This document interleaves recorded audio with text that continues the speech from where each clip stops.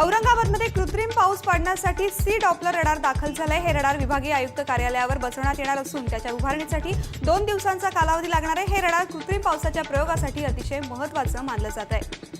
मराठवाड्यासह राज्यभरात पावसाने पाठ फिरवली असली तरी विदर्भावर वरुण राजाची कृपा सुरूच आहे।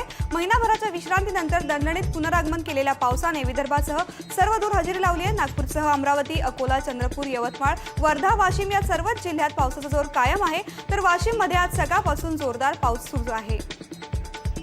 वर्धा जिल्ह्यात पावसाने कहर केलाय। जिल्ह्यात झालेल्या अतिवृष्टीमुळे अनेक मार्ग बंद झालेत। यशोदा नदीला पूर आल्याने वर्धा राळेगाव हा राज्य मार्ग बंद झालाय, तर वर्धा नदीला पूर आल्याने धाडी आष्टी हा मार्ग बंद झाल्याने अनेक गावांचा संपर्क तुटलाय। जिल्ह्यातील सर्वच नदीकाठच्या गावांना सतर्कतेचा इशारा देण्यात आलाय। आर्वी तालुक्यातील निम्न वर्धा प्रकल्पाचे 31 दरवाजे उघडण्यात आले असून त्यातून 905 क्युसेक पाण्याचा विसर्ग सुरू आहे।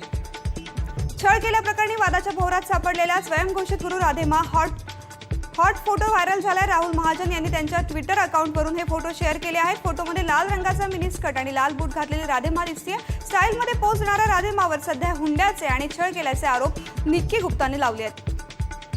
लुईस बर्गर लाचखोरी प्रकरणात गोव्याचे माजी सार्वजनिक बांधकाम मंत्री चर्चिल अल्माओ यांना काल मध्यरात्री अटक करण्यात आली। अल्माओ यांना अटक करण्यात आल्यानंतर त्यांनी आपण निर्दोष असल्याचं सांगत राजकीय हेतून आपल्यावर कारवाई करण्यात येत असल्याचं स्पष्टीकरण दिले।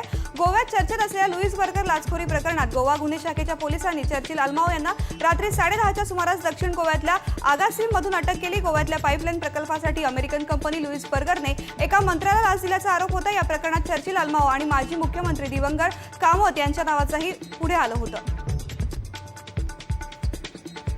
दहशतवादी अजमल अमीर कसाब याला जिवंत पकडण्याच्या घटनेनंतर आज तब्बल 7 वर्षांनी उधमपूरमध्ये एका दहशतवाद्याला जिवंत पकडण्यात यश आलंय। मोहम्मद नावेद असे या दहशतवाद्याचं नाव आहे। तो पाकिस्तानमधून आल्याची कबुलीही त्याने दिली आहे। नावेद कसा पकडला गेला ही गोष्ट रंजक आहे। मोहम्मद नावेदनं ज्या लोकांना ओलीस ठेवलं होतं त्यांच्याच खांद्यावर बंदूक ठेवून आपली सुटका करण्याचा त्याचा डाव होता, पण त्याला भूक लागली आणि तिथेच तो भारतीय जवानांच्या हाती लागला। मोहम्मद नावेद हा पाकिस्तानातून भारतात आलाय, तसा त्याने कबुली जबाबही दिलाय। विशेष म्हणजे सीमा पार केल्यानंतर तो तब्बल 12 दिवस भारतात राहिला।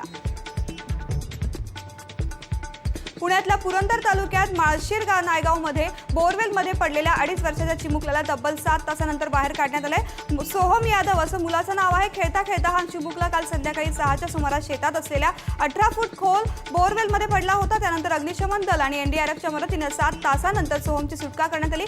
दरम्यान सोहम यादवला बोरवेलमधून बाहेर काढण्यात आल्यानंतर प्रथम उपचारासाठी सासवड चिंतामणी रुग्णालयात दाखल करण्यात आलं होतं। त्यानंतर त्याला पुण्यातील केईएम रुग्णालयात हलवण्यात आलं आहे। चला तर मग तासाभरात या बातमीपत्रात या सर्व घडामोडींसह इथेच थांबतोय।